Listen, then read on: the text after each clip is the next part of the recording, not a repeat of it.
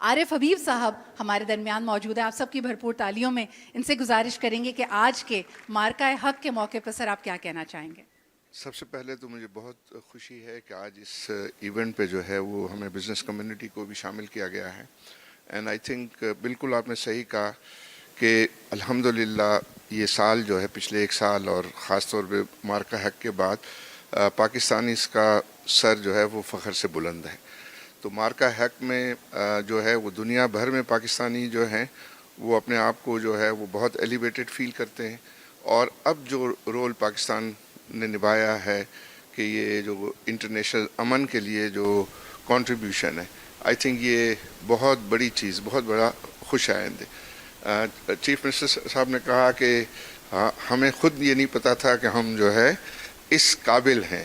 الحمدللہ پاکستانی اور پاکستان جو ہے اس سے بہت زیادہ آئی تھنک ٹیلنٹڈ ہیں، اور انشاءاللہ ہماری لیڈرشپ ہے، جو پولیٹیکل لیڈرشپ ہے، ان کی سربراہی میں، ان کی لیڈرشپ میں پاکستان بہت زیادہ ترقی کرے گا. اور خاص طور پہ آئی تھنک معیشت کے میدان میں، اکنومی کے میدان میں بہت اچھے دن پاکستان کے لیے نظر آ رہے ہیں. تو مجھے نیک خواہشات ہیں پاکستانیوں کے لیے، تمام پاکستانیوں کے لیے، بزنس مین کے لیے. اگر پاکستان پہ پورا بھروسہ رکھیں، انشاءاللہ پاکستان میں جو لوگ ہیں وہ بہت زیادہ خوشحالی کی طرف جو ہے وہ گامزن ہوں گے انشاءاللہ تعالیٰ. بہت بہت شکریہ عارف صاحب ہمارے ساتھ موجود ہونے کے لیے.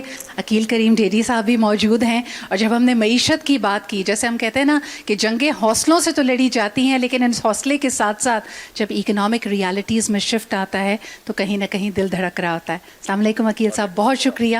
کیا کہیں گے آج کے اس موقع پہ؟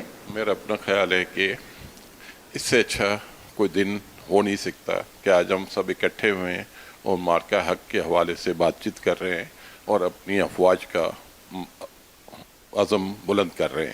میرا اپنا یہ خیال ہے کہ اس عزم کے ساتھ کہ ہم نے حتی الامکان کوشش کی کہ یہ جنگ سے ہم اوائڈ کریں، اور افواج پاکستان نے پوری کوشش کی، لیکن دشمن شاید پاکستان کو کمزور سمجھ رہا تھا اور بڑھ کے آگے آ رہا تھا، اور اس غرور کو افواج پاکستان نے اور ہماری ایئر فورس نے بالکل خاک میں ملا دیا. اور میں سمجھتا ہوں کہ جس طریقے سے ہم نے انڈیا کو جواب دیا ہے، مجھے نہیں لگتا آنے والے دنوں میں ان میں اتنی ہمت ہوگی کہ وہ پھر پاکستان کی طرف دیکھیں.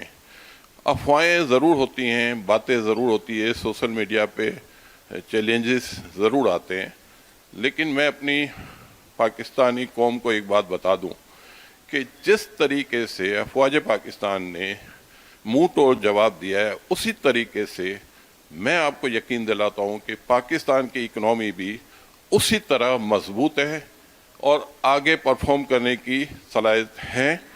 اور انشاءاللہ آنے والے دنوں میں شاید انڈیا کے بارے میں کچھ ہمارے لوگوں کا خیال ہے کہ وہ اکنومی بہت مضبوط ہے. اگر اس اکنومی کے نمبر کو صحیح طرح دیکھا جائے تو پاکستان اس سے کئی گنا آگے ہے، لیکن شاید ہم ان نمبروں پہ جاتے نہیں ہیں اور ابھی اس وقت ٹائم بھی نہیں ہے کہ لمبی ہم بات کر سکیں. لیکن میں یہ یقین دلاتا ہوں کہ ہندوستان میں 50 کروڑ لوگ بھوکے سوتے ہیں اور پاکستان میں کوئی بھوکا سونے والا ملتا نہیں ہے. تو یہ ایک ایسی چیز ہے جو میں سمجھتا ہوں ہمارے لیے کافی ہے. اور ہماری قوم جو باہر جو انویسٹمنٹ کر رہی ہے، دبئی کی سچویشن کو دیکھتے ہوئے میں سمجھتا ہوں آنے والے دنوں میں اب کسی میں ہمت نہیں ہوگی کہ یہ پیسہ باہر لے جائے. تو یہ پیسہ بھی واپس پاکستان میں آنا ہے، اور انشاءاللہ پاکستان آنے والے دنوں میں اسٹرانگ تر ہوتا جائے گا. اور میں سندھ گورنمنٹ کو مبارکباد دیتا ہوں کہ انہوں